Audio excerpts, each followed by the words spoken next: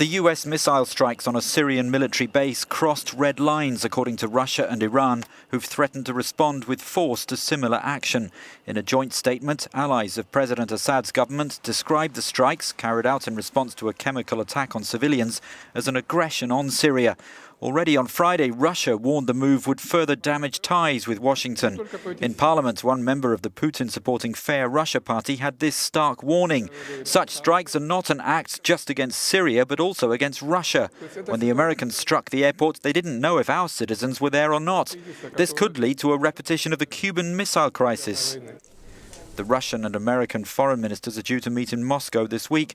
On Sunday, the US Secretary of State said Russia had failed to prevent Damascus from carrying out a chemical attack.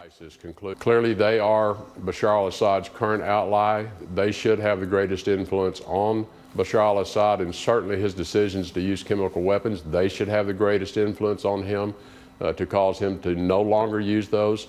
I hope that Russia is thinking carefully about its continued alliance with Bashar al-Assad, because every time one of these horrific attacks occurs, it draws Russia closer into some level of responsibility.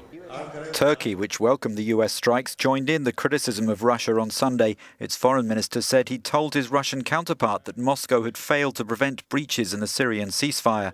As the issue echoed across the Middle East, Iran's President Rouhani slammed Donald Trump on Sunday for attacking Syria without UN backing and criticized other countries in the region for supporting the US action.